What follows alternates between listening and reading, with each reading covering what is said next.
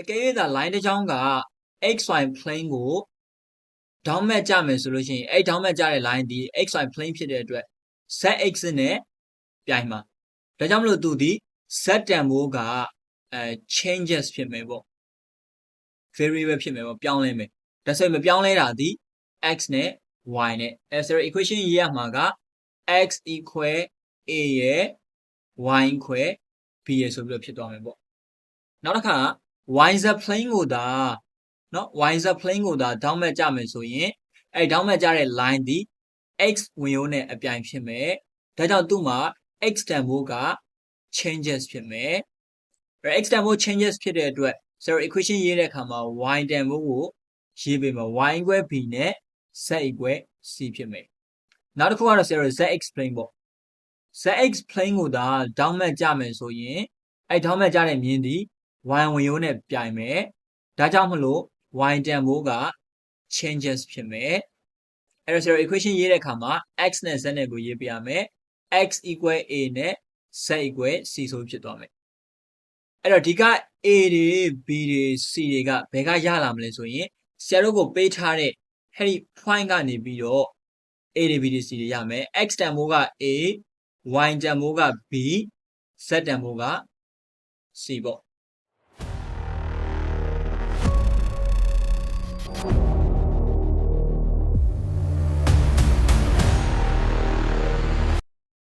အားလုံးမင်္ဂလာပါဆရာဒီဗီဒီယိုမှာ grade 12 chapter 3ကိုဆက်ပြီးတော့ဆွေးနွေးပေးမှာဖြစ်ပါတယ်ဆရာတို့ရှေ့မှာ notes တွေကိုလေ့လာခဲ့ပြီးသွားပြီဆိုတော့ဒီမှာဆရာတို့ example တွေနဲ့ exercise ကပုံစံတွေကိုဆက်ပြီးတော့လေ့လာမှာဖြစ်ပါတယ် example 1က find the equation of the line through the points ဆိုပြီးတော့ဆရာတို့ဒီမှာ points လေးပေးထားတယ် -3, 5, 7 and perpendicular to a က xy plane b က yz plane နဲ့ c က zx plane နောက်ထပ်မေးထားတဲ့မေးခွန်းတစ်ပိုင်းက find the point of intersection of the line and plane အဲ့တော့ဆရာတို့မေးခွန်းကိုပြန်ကြည့်မယ်ဆိုရင်သူက find the equation of the line ဆိုတော့ line equation ကိုရှာပေးရမယ်အဲ့ဒီမြင်းချောင်းလေးဒီဆရာတို့ရှာပေးရမယ် line လေးဒီ to the point -3, 5, 7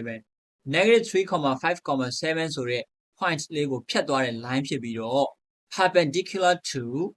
xy plane yz plane zx plane xy plane ကိုဒေါင်းမဲ့ကြတယ်နောက် yz plane ကိုဒေါင်းမဲ့ကြတဲ့ condition ရှိမယ်နောက်တစ်ခါ zx plane ကိုဒေါင်းမဲ့ကြတဲ့ condition ရှိမယ်ဆိုပြီးတော့ဆရာတို့၃မျိုးရှာပေးရမယ်ဒေါင်းမဲ့ကြတဲ့အတွက်ကြောင့်မလို့ဘာဖြစ်သွားမလဲဆိုရင် point of intersection ဆိုတဲ့အဲ့ဒီ line နဲ့ plane နဲ့ထိသွားတဲ့အမှတ်လေးလည်းရှိမယ်အဲ့ဒီအမှတ်လေးကိုလည်းဆရာတို့ရှာပေးရမယ်ရှေ့က notes မှာအသေးစိတ်ပြောပြီးသွားပြီဆိုတော့ဒီမှာတော့ဆရာထပ်ပြီးတော့အသေးစိတ်ပြန်ပြီးတော့မပြောတော့ဘူးပေါ့နော်ပထမဆုံးဆရာတို့စဉ်းစားရမယ့် plane ဒီ xy plane ဖြစ်တယ်A ကဒီမှာဆရာတို့စာပဲရေးရမယ်ပေါ့နော်ဒီမှာတော့ calculation ဘိုင်းကတော့မပါပါဘူးအဲ့တော့သူပေးထားတဲ့မေးခွန်းလေးတိုင်းပြန်ရေးမယ် the equation equation equation of the line through through the point ပေးထားတဲ့ point က-3, 5, 7 and perpendicular perpendicular to ပထမဆုံး A ဒီ xy plane ဖြစ်တယ် xy plane plane is ရှင်းမှာဆရာရှင်းပြခဲ့ပြီးသွားပြီဖြစ်တယ် x တန်ဖိုးက A ဆိုတော့ x equal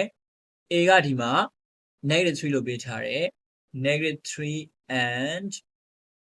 xy plane ဖြစ်တဲ့အတွက် z equal 7ပေါ့ဒါဆိုရင်ဆရာတို့ equation ရေးပြီးသွားပြီပြီးတော့နောက်တစ်ပိုင်းက point of intersection ကိုရှာထားတယ်မေးထားတယ်ပေါ့နော် sorry point of intersection ဆိုတော့ဆရာတို့ထိမဲ့ plane ဒီ xy plane ဖြစ်တဲ့အတွက်အဲ့ဒီအမှတ်လေးဒီ xy plane ပေါ်မှာရှိမှာဒါဆို xy plane ပေါ်မှာရှိရင် z တန်ဖိုးက 0 ဖြစ်မယ်ပေါ့ဒါကြောင့်the point of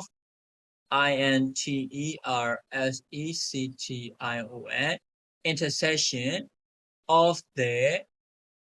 line and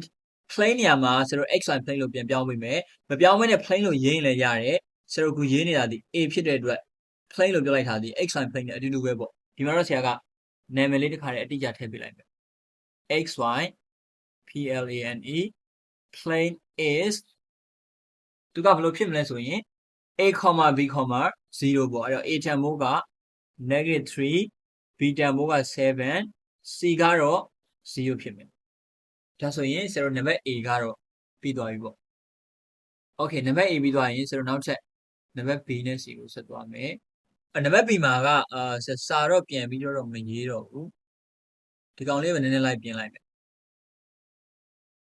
ဆရာတို့ point ကတော့အတူတူပဲဒီမှာ plane ပြောင်းသွားမယ်ပေါ့နော် plane ပြောင်းသွားမယ် plane ပြောင်းသွားတဲ့အတွက် equation လည်းပြောင်းသွားမယ်နောက်တစ်ခါ point of intersection ကလည်းပြောင်းသွားမယ် okay ဆိုရင်နံပါတ် b ကအပေါ်ကအတိုင်းပဲ the equation of the line through the point -3,5,7 and perpendicular to yz plane yz plane plane is yz plane ဖြစ်တဲ့အတွက် y နဲ့ z က constant ဖြစ်မယ် y equal 5 and z equal 7 now find out intersection of the line and yz plane ပေါ့ plane plane is find out intersection က yz plane ဖြစ်တဲ့အတွက် x တန်ဖိုးက0ဆိုတော့ 0, y က 5 z က 7ဒါဆိုရင်ဆရာနံပါတ် b ကိုပြီးသွားပြီဖြစ်ပါတယ်နောက်ထပ်ဆရာနံပါတ် c ကတော့ z explain နဲ့အပြိုင်ကိုစဉ်းစားခိုင်းနေတယ်အဲ့တော့ဆရာဒီမှာလဲလိုက်ပြီးတော့အစားသွင်းလိုက်မယ်ဒီကောင်က z explain ဖြစ်တဲ့ကြောင့်မလို့ equation ကလည်းပြောင်းသွားမယ်နောက်တစ်ခါ intersection point ကလည်းပြောင်းသွားတယ် okay ဒါကနံပါတ် c ဒီမှာ perpendicular to zx plane ဖြစ်သွားမယ် zx plane ဖြစ်တဲ့အတွက် y က variable ဆိုတော့0 z နဲ့ x နဲ့ကိုရေးပေးမယ် x equal -3 and z equal 7 now find out intersection of the line and 0စဉ်းစားမှာဒီ zx plane ဆိုတော့ plane plane is zx plane ဖြစ်တဲ့အတွက် y က 0အဲ့တော့ x ကဒီမှာ -3, 0, z က 7ဒါဆိုရင်ဆရာတို့ example 1ကိုပြီးသွားပြီပေါ့နော် ABC ပြီးသွားပါပြီ okay example 1နဲ့ထူတာကဆရာတို့ exercise မှာဆိုရင်ဒီမှာ number 2လေးရှိတယ်အဲ့တော့ number 2မှာပေးထားတာက find the equation of the line through the point 2, 3, -4 လို့ပေးထားတယ် point ပြောင်းသွားတယ် perpendicular to ဆိုပြီးတော့ခုန condition တွေပဲ xy plane နဲ့တောင်းမှန်ကြမယ် yz plane နဲ့တောင်းမှန်ကြမယ် zx plane နဲ့တောင်းမှန်ကြမယ်ပြီးတော့တောင်းမှန်ကြမှာဖြစ်တဲ့အတွက် point of intersection ကိုလည်းပဲဆရာတို့ဆက်ပြီးတော့မေးလို့ရမယ်အဲ့တော့ 2 ကိုဆရာတို့အရင်သွားလိုက်မယ်ရှေ့ကအတိုင်းပဲဆရာတို့စာရေးမယ်ပေါ့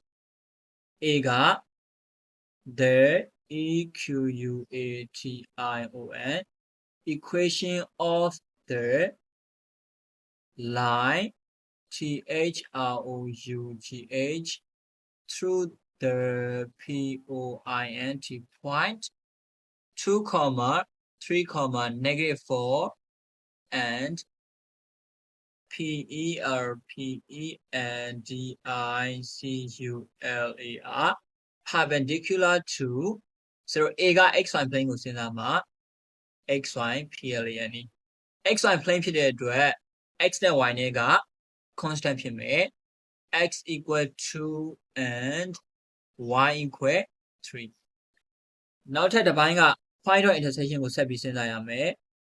အဲ့တော့ the point of INTERSECTION intersection of the line and plane ကဒီမှာဆရာတို့ရည်ညွှန်းတာဒီ xy plane ဖြစ်တယ် xy plane is okay xy plane ဖြစ်တဲ့အတွက် z တန်ဖိုး0ဆိုတော့ x က 2 y က 3 z က 0ဒါဆိုရင်ဆရာတို့နံပါတ် A ကပြီးသွားပြီပြောင်းလဲသွားမှာကဆရာတို့ပေးထားတဲ့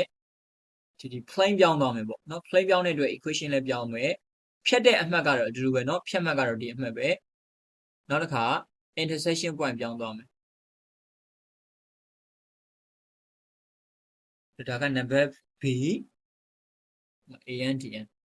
number B မှာက perpendicular to YZ plane ဆိုတော့ YZ PLANE plane is YZ plane ဖြစ်တဲ့အတွက် Y နဲ့ Z နဲ့ constant ဆိုတော့ Y equal 3 and Z equal -4 ဒီနေရာမှာဆရာတို့ဟိုရှင်းမှာဆရာတို့ notes မှာတော့ကတော့ Y equal B and Z equal C လို့ဆရာတို့ကသုံးခဲ့တယ်လေအဲ့မှာတော့လည်းဆရာပြောခဲ့တယ်အဲ့ဒီ B နဲ့ C ဆိုတာဒီ constant တစ်ခုခုဖြစ်မယ်အဲ့ဒီ constant ကိုဆရာတို့ဘာမှမသိလို့ BC လို့သုံးလိုက်တာဒီမှာတော့ဆရာတို့အဲ့ဒီ ABC တွေကပေးထားတဲ့အမှတ်ကနေရမှာဖြစ်တယ်နော်ဟုတ်ပြီနောက်ထပ်ဆက်စဉ်းစားမှာက intersection of the line ပေါ့နော် point of intersection ကplane ကဒီတစ်ခါရည်ညွှန်းချင်တာ YZ PLANE plane is YZ plane ဖြစ်တဲ့အတွက် x တန်ဖိုး0 y က3 z က-4 okay ဒါဆိုရင်ဆရာတို့ number B လည်းပြီးသွားမယ်နောက် number C ကလည်းပဲတူတူပဲဆိုတော့ဒါကိုပဲယူလိုက်မယ်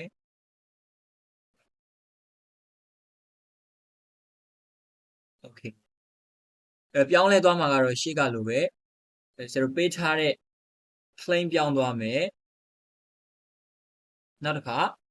intersection point ပြောင်းသွားမယ်ဆိုရင် number C ကဒီတစ်ခါဆရာတို့ရည်ညွှန်းခြင်းတဲ့ plane က ZX plane ZX plane ဖြစ်တဲ့အတွက်ကြောင့်မလို့ Z နဲ့ X နဲ့က constant ဆိုတော့ X equal 2 and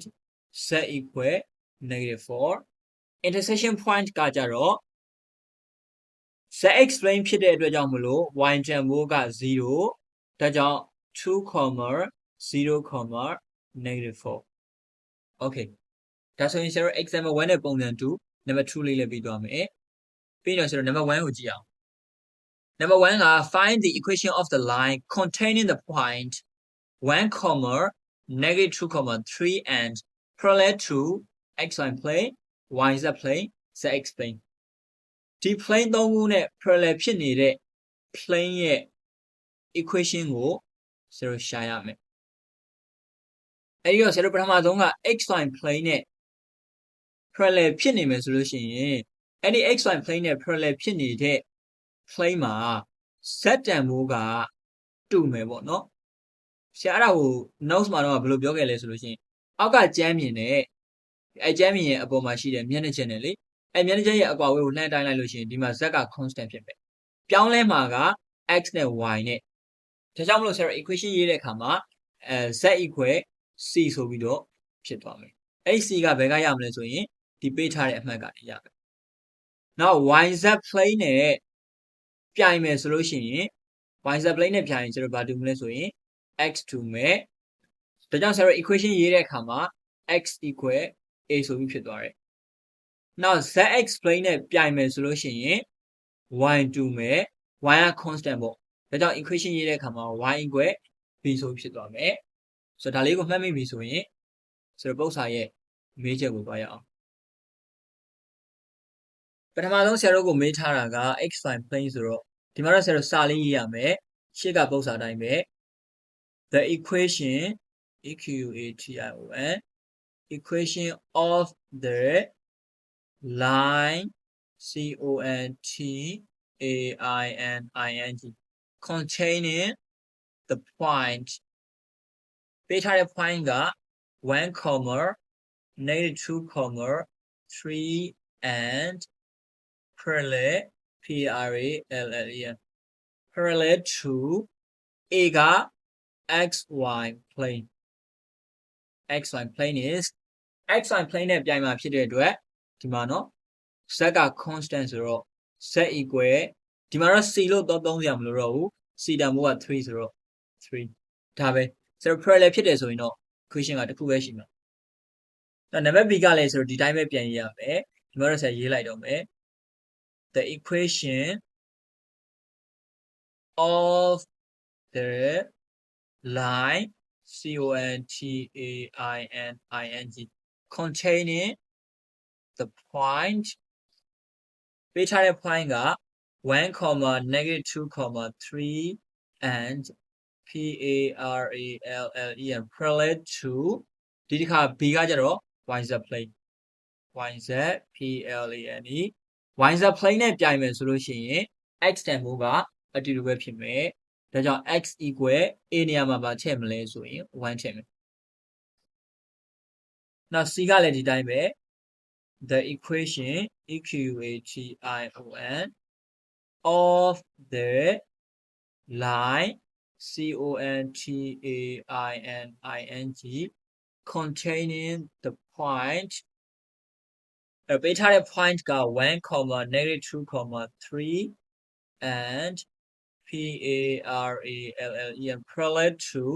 C မှာက ZX plane ZX PLANE plane is ZX plane နဲ့ပြိုင်ရင် y တန်ဖိုးက constant ဖြစ်မယ်ဆိုတော့ y equal -2 ဒါဆိုရင် serial number 1ကိုပြီးသွားလိမ့်မယ်အဲ့တော့ serial အလွယ်မှတ်မယ်ဆိုတော့ပြိုင်တဲ့အခါကြာလို့ရှိရင် equation ကတစ်ကြောင်းပဲရှိမယ်လို့မှတ်လို့ရတယ်ပေါ့နော် equation တစ်ကြောင်းပဲရှိမယ်အဲ့ဒီ equation ဒီ plane မှာမပါတဲ့ကောင်ဖြစ်မယ် xy ဆို z ဖြစ်မယ် yz ဆိုရင် x ဖြစ်မယ် zx ဆိုရင်တော့ y ဖြစ်မယ်ဒါကတော့အလွယ်မှတ်တာပေါ့နော်တကယ်တော့ serial ရှေ့ကပြောတဲ့ concept တွေကိုတော့နားလည်ရမှာဖြစ်တယ်နောက် perpendicular ဖြစ်တယ်ဆိုရင်လည်းဒီတိုင်းပဲ perpendicular ဖြစ်ရင် equation ကအဲ့ဒီ xy plane ဆို x နဲ့ y နဲ့ပဲရေးရမယ် yz plane ဆို y နဲ့ z နဲ့ပဲရေးရမယ်နောက် zx plane ဆို z နဲ့ x နဲ့ဒီမှာတော့ x နဲ့ z နဲ့ပေါ့နော်အတူတူပါပဲဘယ်ဟာကိုရေးဒါကိုပဲရေးရမယ်ပေါ့နော်ဟုတ်ပြီဒါဆိုရင်နောက်ထပ်ပုဒ်စာကဆိုတော့ distance formula ကိုသုံးရတဲ့ပုဒ်စာလေးတစ်ခုကိုဆက်သွားမယ်ဒါကဆိုတော့ grade 10မှာတော့ကလည်းဒါမျိုးပုဒ်စာမျိုးကိုဖြည့်ရှင်းခဲ့ဘူးလေဟို grade 10မှာကတော့ကျွန်တော်ဖြည့်ရှင်းခဲ့တာက 2 dimensional ဖြစ်တဲ့အတွက် x နဲ့ y နဲ့ပဲရှိမယ်ဒီမှာတော့ point နှစ်ခုပေးထားပြီးတော့ distance ရှာခိုင်းတယ်ဆိုတော့အတူတူပါပဲပေးထားတဲ့ point ကိုဆရာတို့ကနာမည်ခေါ်လို့ရအောင်လို့တစ်ခုခုသတ်မှတ်လိုက်မယ်အဲ့တော့ဆရာကတော့ပထမ point ကို p ထားပြီးတော့ဒုတိယ point ကို q လို့ထားလိုက်မယ်ဆိုတော့ let p be the point point 2, -3, 5 and q be the point 7, 5, -2 ဆရာတို့ရှာမှာက p နဲ့ q နဲ့အကွာအဝေးဖြစ်သွားပြီ so the distance distance between TWE and between the points P and Q is P နဲ့ Q နဲ့အကွာအဝေးဆိုတော့ PQ လို့ကျွန်တော်ခေါ်လိုက်လို့ရတယ် PQ equal square root of square root လေးကိုမြင်းလေးနဲ့ဆွဲလိုက်မယ်ဟော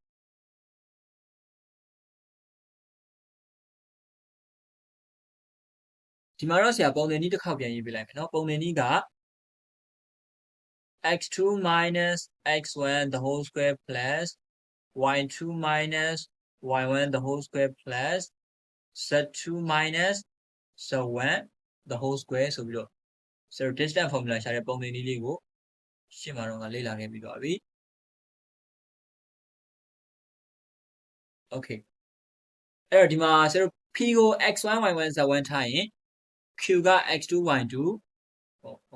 z2 ဖြစ်သွားမယ်ကြိုက်တာကိုဆရာတို့က1 2ထားလို့ရပါတယ်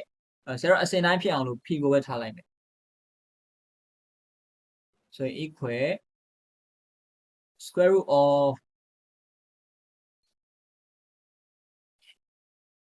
okay x2 ဆိုတော့ဆရာတို့ q ရဲ့ coordinate ကိုသွားကြည့်တော့7 minus 2ဆိုတော့5 square ပေါ့နော်အဲ့ဒါဆိုရင်ဆရာတန်းရေးလိုက်မယ်5 square လို့တန်းရေးလိုက်5 square plus y2 minus y1 ဆိုတော့5 minus -3ဆိုရင်5 plus 3ဆိုတော့8 square plus z2 minus z1 က-2ဒီမှာက-5ဖြစ်သွားရင်-7 the whole square ဖြစ်သွားမယ်ကဏ္ဍနဲ့ရှင်းတာကတော့ဆိုတော့အဆင့်တွေကြော်လဲရပါတယ်အဓိကတော့မှန်ကန်ကန်ရှင်းဖို့ပါပဲဒါဆိုရင်ဆရာတို့ရသွားမှာက the 5 square က25 plus 8 square က64 negative 7 square က49ဆိုပြီးတော့ရသွားမယ်အားလုံးပေါင်းလိုက်မယ်ဆိုရင်0ဒီမှာက99ဆိုတော့8ဖြစ်သွားမယ်8ချင်းပေါ့နော်ပြီးတော့ဒီမှာက10 2ဆိုတော့12 13ဖြစ်သွားမယ်ဆိုတော့138 square root of 138ဒါကိုဆရာတို့ square root ကြည့်ပြီးတော့ဒသမနဲ့အဖြေထုတ်ပေးလိုက်ရတယ် calculator သုံးပြီးတော့ပေါ့နော်ဒီမှာတော့ဆရာကဒီတိုင်းပဲထားလိုက်ဒါဆိုရင်ဆရာတို့လိုချင်တဲ့ p နဲ့ q နဲ့အကွာအဝေးကိုရသွားပြီဖြစ်ပါတယ် okay အဲ့တော့ဒီဗီဒီယိုကတော့ဒီလောက်ပါပဲဆရာတို့နောက်ထပ်ဗီဒီယိုတွေကြရင်တော့ကျန်တဲ့ပုံစံတစ်ပုဒ်ကိုဆက်ပြီးတော့ဆွေးနွေးပေးပါမယ်အားလုံးကျေးဇူးတင်ပါတယ်နောက်ထပ်ဗီဒီယိုတွေမှာပြန်တွေ့ပါမယ်